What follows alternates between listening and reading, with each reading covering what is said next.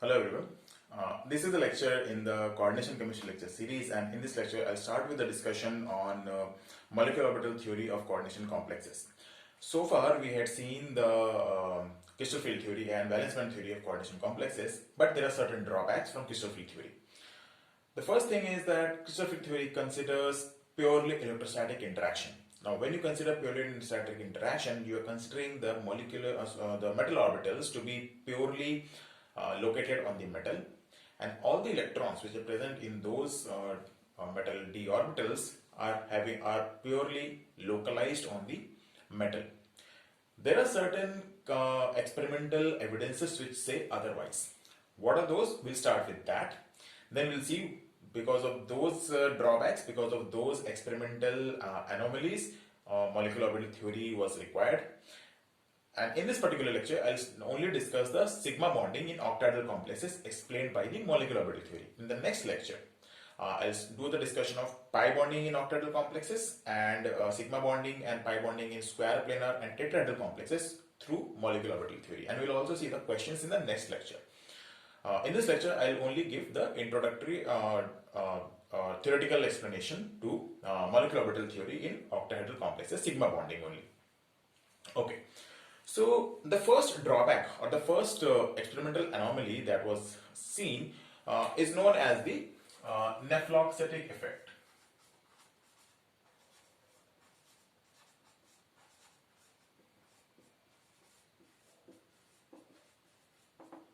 Now, don't get scared because of the very weird name. Now, the name is just a derivative from the Greek word which means more dispersed or more diffused. And why is that so? So, whenever we want to see the electronic transitions which are occurring in the metal or the metal complexes, or let's say the between the electrons, electronic transitions of the electrons with the metal, we are looking at the different electronic states. Now, if we consider the purely electrostatic interaction, that means there is no overlap of the metal orbitals with the ligand orbitals, then the electrons should be purely localized on the metal. Now, the transition or the different electronic states in the electronic transitions have certain contribution from interelectronic repulsion parameters.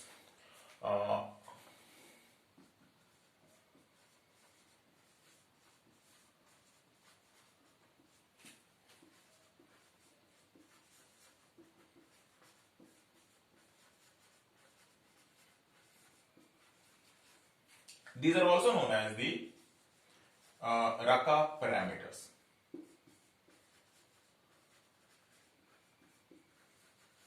Okay. Now, don't get into the much details of what these are. Just understanding this sense that for coordination complexes, the Raka parameters are found to be 70% less than free ion, let's say free metal ion. Okay, so in free metal ion, the Raka parameters is some amount, and in the coordination complex, the same Raka parameters are found to be 70% less. Now, when can that happen? In crystal field theory, we say that the electrons are purely present on the metal. If that is the case, both should be same or at least comparable, but that is not. They are 70% less. That can happen when the electron or the electronic cloud is much more diffused. And when can that be? It can be when the electrons or the orbitals which contain those electrons are much more diffused, or let's say interacting or undergoing some kind of overlap with some other orbitals coming from the ligand. So in that sense, the electrons on the metal orbitals are much more away or much more diffused from the metal atom center, and that is why the name Nephloxetic. So this is one of the drawbacks of crystal field theory, because of which the molecular orbital theory was required. And what is the other one? So the other one comes from the EPR spectroscopy. Now, in EPR spectroscopy, I had already made a couple of videos on EPR spectroscopy, so I'm not going to detail what happens in EPR spectroscopy. So whenever you have an unpaired electron, now that unpaired electron in the presence of a magnetic field can do a transition between its different spin states. Now, if there are one unpaired electron you have two spin states, s equals to minus half and s equals to plus half. And there can be transition. So you would expect for one unpaired electron that there should be one peak in the EPR spectra, and for zero unpaired electron there should not be any peak, right? Because all the electrons are filled. Let's say in this kind of a situation you have no unpaired electron. I mean, you have 5 unpaired electrons, but there are no vacant space for the electron to undergo any transition. So you would not expect any kind of very nice spectra in this case. Or maybe I am going wrong here. Yeah, I mean, there can be 5. So let's say we take the case of only one unpaired electron. Let's say we are taking D9. Okay, D9 complex. Now you would expect only one peak to find in this case, but it is observed that there are spectra like this. Now this is far from having one peak. Okay, so in order to explain this kind of a crystal field splitting of the metal d orbitals is not sufficient, and that is why it is required to take into account some kind of overlap with the ligand group orbitals and formation of some new orbitals which are different from what we already know. And because of these two drawbacks, it was required to take into account that the ligand group orbitals and the metal orbitals can undergo some kind of overlap to form some molecular orbitals. So whenever we talk about molecular orbitals, how are molecular orbitals formed? From the knowledge from whatever we know so far from chemical bonding, we know that certain atomic orbitals from the metal and some atomic orbitals from the ligand, they come together to undergo linear combination to form some new metal orbitals or new molecular orbitals. So in the metal, we know it has atomic orbitals, but in ligand, the ligand can be fluoride ion, or it can be ammonia, cyanide, or even carbonate. I mean, it can be an atom or it can be molecule. Now for atoms, they have atomic orbitals, but for molecules, they don't have atomic orbitals. Molecules themselves form by forming molecular orbitals. Now those molecular orbitals, out of those molecular orbitals, certain orbitals can undergo bonding in complexes which are known as the ligand group orbitals.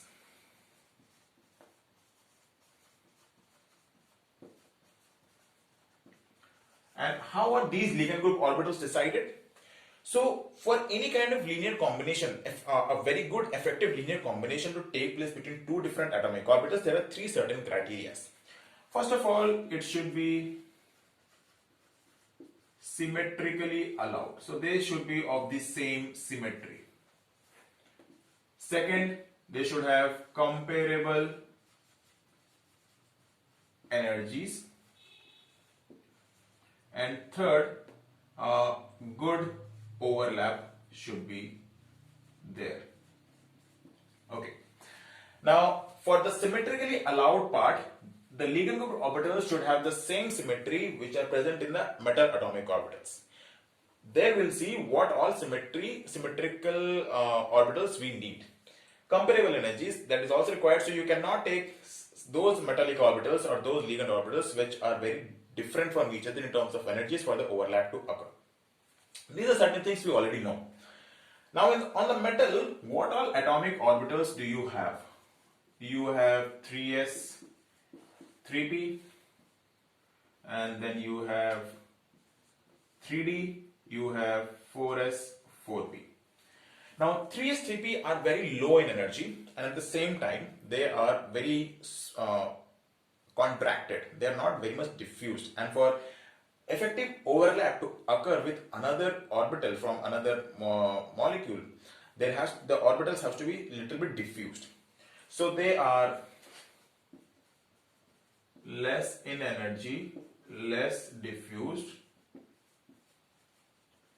hence do not take part in overlap in order to form sigma bonds. While 3d orbitals are more diffused and higher in energy also, like not very high from this but slightly higher in energy, so they have more chances to undergo any kind of overlap with the ligand group orbitals. Similarly, 4s and 4p, they are also more diffused and higher in energy, and the benefit of having these two are they are directional in nature.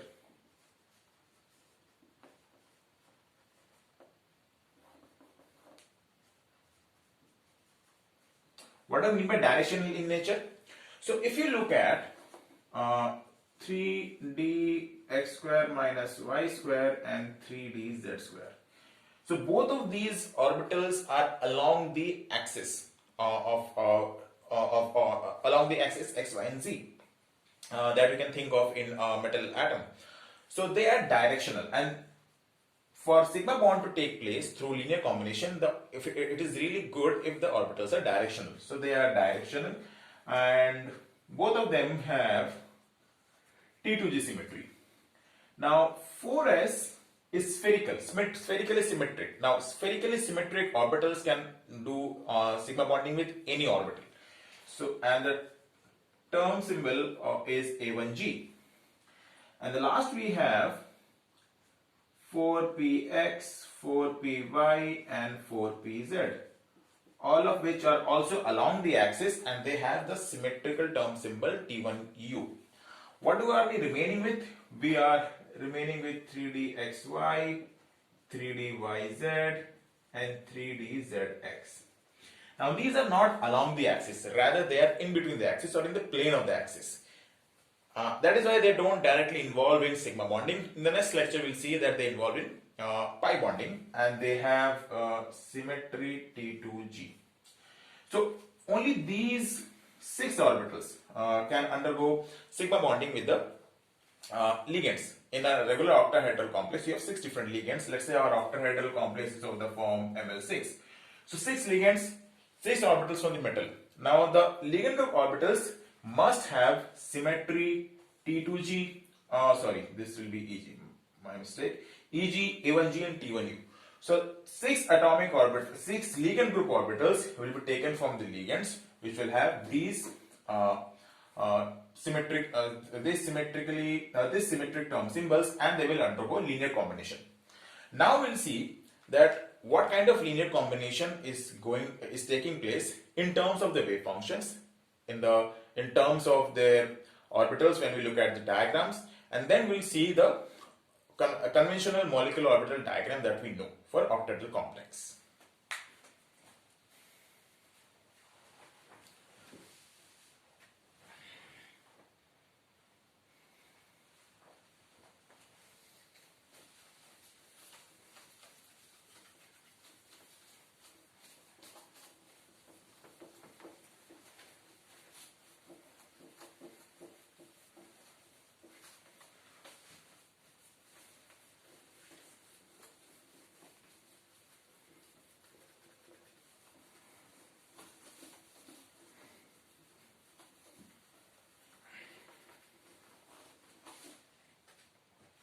Okay, so first we'll see what happens in case of sigma A1G.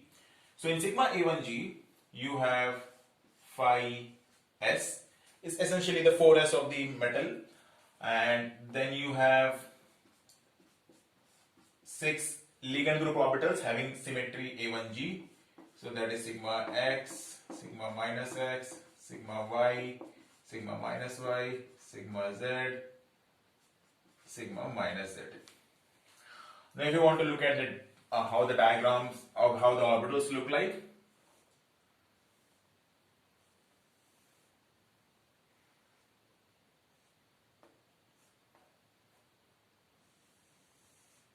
Let me take another colored pen. Okay, so this is the 4s orbital, and then you have the ligand group orbitals,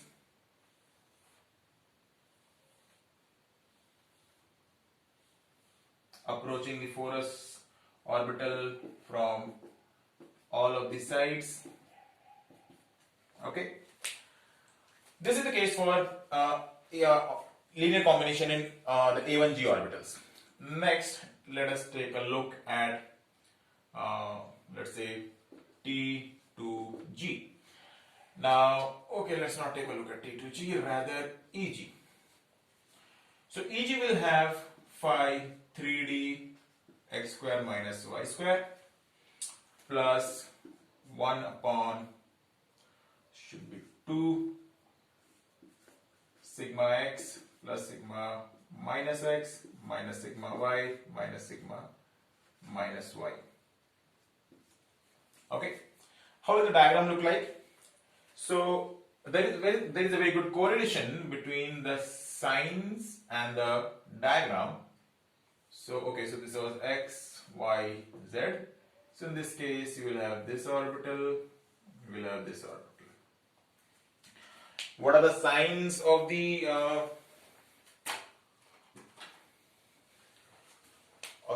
lobes? This is plus, this is minus, and these are the plus positively, let's say positively signed lobes, and these are the negatively ones. And how will the Ligand group orbitals approach? They have to have the same sign of the orbital, sign of the lobes, minus, plus, plus, minus. Okay. Now next we shall have psi Eg for 3d z square, and I think this should be 1 by 2 root 3 2 sigma z square 2 sigma minus z square minus sigma x minus sigma minus x minus sigma y minus sigma minus y. And how will this look like? So if you have these, this is your dz square, okay, and this should have another one, okay, and the ligand orbitals are going to approach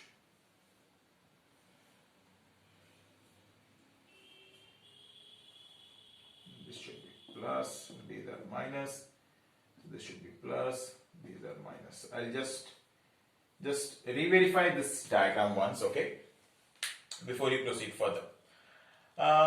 Okay, finally you have sigma T1U, which is basically 4px plus 1 by 2,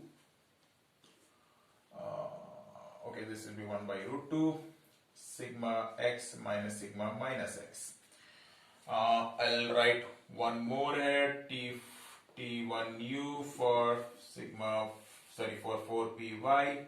It's essentially the same, it's just that you have these orbitals, sigma y and sigma minus y, and if I take the last one, that is the 4pz, this will be again same, sigma z minus sigma minus z.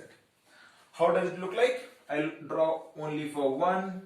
You have these x orbitals plus minus, and then you have the ligand orbitals coming from the same direction, and this will be plus, this is minus. Similarly, this is along x, you will have for y, and in this case you will have for z. So this is how the linear function mathematically looks like for the formation of the molecular orbitals, and these are the diagrams. Now we'll take a look at the conventional molecular orbital diagram we know, the coming from both the metal and the ligand, and how the molecular orbitals are placed from top to bottom in the form of the energy.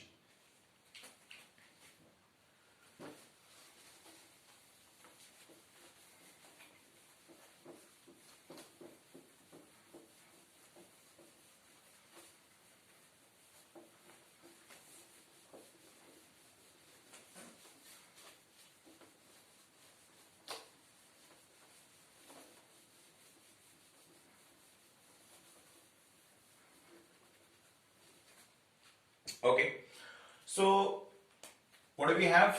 We have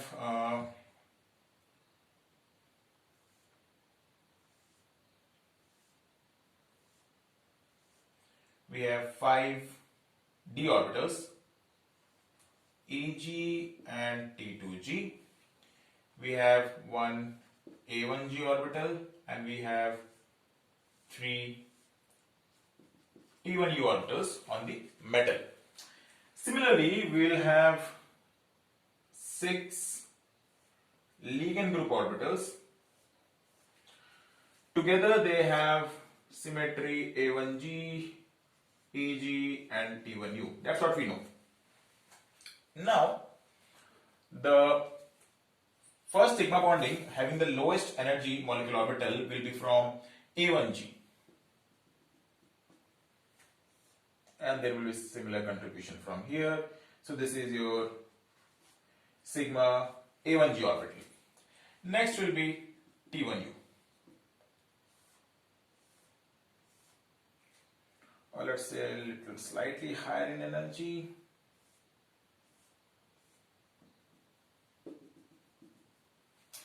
Okay, this will be sigma T1U, and then you will have from EG orbitals, two of them, similarly from here, sigma EG.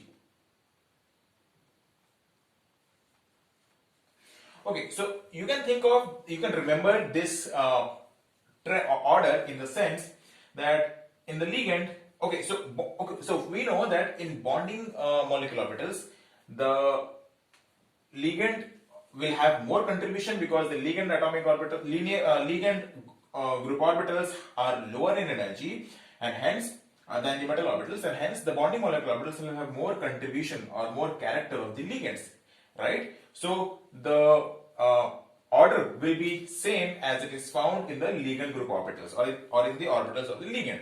Now let's say in most of the cases the ligand group orbitals are formed from S and P orbitals. Now S having lower energy having A1G, T having higher energy T1U, and the EG will obviously be much more higher than both, and hence the order is like this. Now T2G do not take part in sigma bonding, so they remain non-bonded. So this is non-bonding T2G. And now the anti-bonding orbitals will follow the order of the metal center because they have more contribution from the metal, starting from EG.